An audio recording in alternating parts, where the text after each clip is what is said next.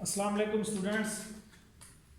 आज का जो हमारा टॉपिक है वो प्रोपोर्शन के बारे में है कि हमारे पास प्रोपोर्शन प्रोबेबिलिटी को ही कहते हैं कि ये आपके पास एक डाटा दिया हुआ है, इसकी प्रोपोर्शन कैसे फाइंड करेंगे कि उसके अंदर ये एक वैल्यूज़ हैं, उसमें से आपने बताना है कि आड और इवन नंबर कितने आए हुए हैं या इवन आड का जो ये सिलसिला होता है इस तरह क्वेश्चन की स्टेटमेंट में आता है, उससे रिलेटेड और भी कुछ न्यूमेरिकल प्रॉब्लम्स हो सकते हैं। तो इस हवाले से ये एक हमारे पास क्वेश्चन है पॉपुलेशन प्रोपोर्शन का, सिंगल पॉपुलेशन प्रोपोर्शन का ये क्वेश्चन है, डबल का नहीं है कि आपके पास सिंगल पॉपुलेशन मौजूद है और इसी तरह साइज 3 के साथ इसके सैंपल कैसे बनाएंगे विदाउट रिप्लेसमेंट के साथ और कंप्यूट करेंगे proportion of odd number for each sample. हर सैंपल से आपने इसके आड नंबर फाइंड करने हैं और फिर इसके रिजल्ट को भी वेरीफाई करना है आया कि इनका रिजल्ट आपस में बराबर आता है या नहीं आता। सो हम क्वेश्चन स्टार्ट करते हैं। सबसे पहले जो आपके पास पॉपुलेशन है, पॉपुलेशन कौन सी है? पॉपुलेशन आपके पास 2, 5, 6, 7 एंड 9 यानी कि कैपिटल है इसकी टोटल 1, 2, 3, 4 और 5 और इसी का साइज जो दिया हुआ है 3 ये वाला, तो ये आपके पास साइज 3 है। तो सैंपलिंग इज डन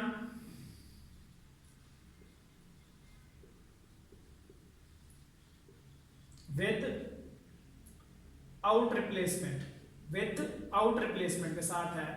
तो इसको हम करेंगे तो ये आपके पास होगा NCN, तो कैपिटल N आपके पास 5 है, जब इसकी 3 लेंगे तो आपके पास इसका जो आंसर होगा वो 10 होगा। कैलकुलेटर से भी सॉल्व कर सकते हैं। n factorial divided by n factorial into n minus n का होल फैक्टोरियल।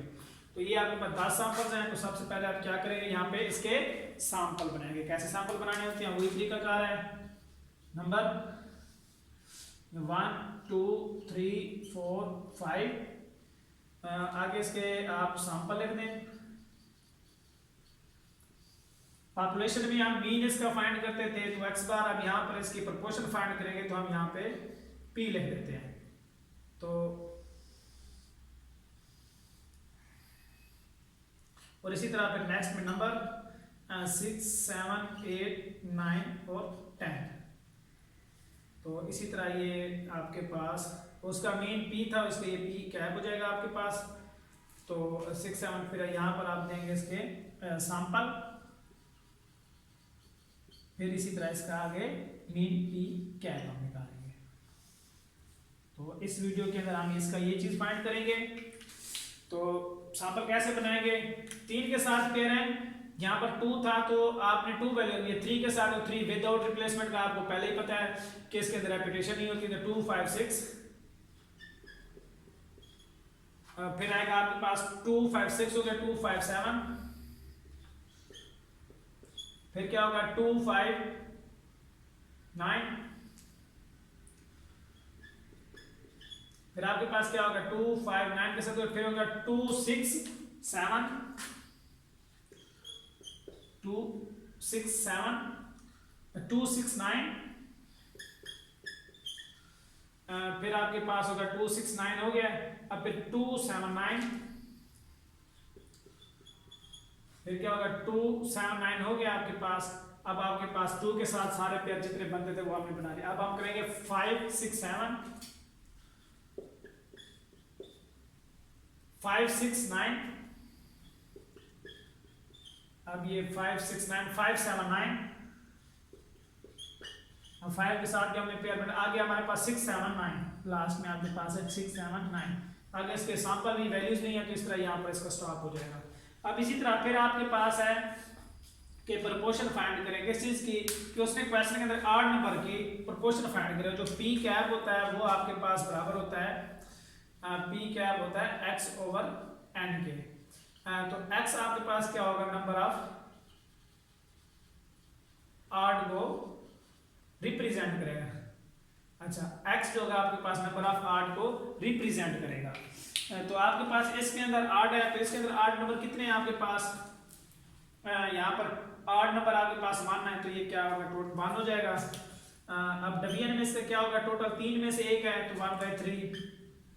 अब यहाँ पर आड कितने हैं 2 हैं तो 2/3। अब यहाँ पर भी 2 है तो 2/3 क्योंकि टोटल आपके पास 3 है। फिर आपके पास यहाँ पे कितने हैं 1 है तो 1/3। यहाँ पे भी 1/3। अब यहाँ पर 8 कितने, यहाँ पे 2 8 है तो 2/3। अब यहाँ पर 8 कितने हैं, 2 हैं तो 2/3। यहाँ पे भी 2/3। और इसी तरह यहाँ पर आपके पास ये तीनों के तीनों 8 हैं तो ये 3/3 हो जाएगा आपके पास। अब यहाँ पर आपके पास कितना है, यहाँ पर आपके पास है 2 टाइम तक है तो ये 2/3 हो जाएगा। अब ये आपके पास है। अब इस तरह आगे हम क्या करेंगे, इसका सैंपलिंग डिस्ट्रीब्यूशन बनाएंगे, इसकी सैंपलिंग डिस्ट्रीब्यूशन ऑफ प्रोपोर्शन। तो यहाँ पर हम लिखेंगे हेडिंग में होगा सैंपलिंग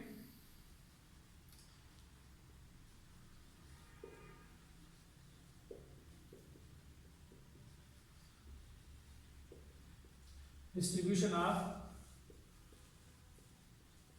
प्रोपोर्शन। तो सबसे पहले आप क्या करेंगे, पी कैप लिखेंगे, मिनिमम वैल्यू से मैक्सिमम वैल्यू, इनके अंदर देखेंगे मिनिमम वैल्यू आपके पास है 1/3, मैक्सिमम वैल्यू आपको फिर आ गया इसके 2/3, फिर आगे कितना है 3/3। इनके अंदर देखना है कि एक एक दफा वैल्यू देख लेनी है, रिपीट यानी आगे इसका काम हो, आपको पता है कि टैली वाला काम होगा तो हम टैली करेंगे कि आपके पास कितनी ऑब्जर्व 1/3 कितनी टाइम आया हुआ है 1 2 एंड 3 टाइम आया हुआ है तो हम 3 लाइन लगा देंगे। अब इसी तरह 2/3 कितनी टाइम आया हुआ है 1 2 3 4 5 एंड 6 टाइम आया हुआ है तो यहाँ पर 1 2 3 4 ये 5 और ये 6 हो गया। 3/3 कितने टाइम आया हुआ है तो यहाँ पर हमारे पास 3/3 आया हुआ है 1 टाइम आया हुआ है तो हम यहाँ पर क्या रिप्रेजेंट कर देंगे 1 क्योंकि ये एक ही दफा आया हुआ है। तो ये आपके पास, अब इसको आप आगे फ्रीक्वेंसी में कन्वर्ट करेंगे 3 6 और 1 तो ये टोटल आपके पास कितना हो जाए इसका 10। अब इसका टोटल वही सैंपल साइज के टोटल के बराबर होना चाहिए, कितने सैंपल टोटल हम बना सकते हैं तो उसके इक्वल आया हुआ। अब नेक्स्ट में आपने क्या करना है कि इसी के साथ आपके पास है इसका एफ ऑफ पी क्या फाइंड करेंगे तो उसका जो तरीकाकार आपके पास पहले ही पता है कि एफ ऑफ पी क्या फाइंड करने का कि इसकी टोटल वैल्यूज को डिवाइड कर दें 3/10 6/10 1/10 यानी कि इसके टोटल को ये जो टोटल है हर एक वैल्यू पे इंडिविजुअल डिवाइड कर देंगे तो एफ ऑफ पी का यानी कि एफ ऑफ पी का is equal to F divided by summation है, वही वो पुराना तरीका जो है। अब इसी तरह अब यहाँ पर इसका उसने मीन का म्यू पी कैप किसके बराबर होता है तो म्यू पी कैप आपके पास बराबर होता है summation P cap F of P cap के बराबर होता है, ये इसका फार्मूला है। अब इसी तरह जब इसका ये फार्मूला है तो P cap F of P cap मौजूद है तो पी कैप मौजूद है, इन दोनों को आपस में क्या कर देंगे मल्टीप्लाई कर देंगे। तो यहाँ पर हम लिखते हैं P cap F of P cap, तो इनको आपस में मल्टीप्लाई किया तो 3/30 क्योंकि ये ऊपर वाली वैल्यूज ऊपर वाले के साथ मल्टीप्लाई होगी, नीचे वाली वैल्यू नीचे वाली के साथ मल्टीप्लाई होगी तो ये कितना हो जाएगा आपके पास 3 ये हो जाएगा 3/30। अब इसी तरह 6/2 तो ये 12/30।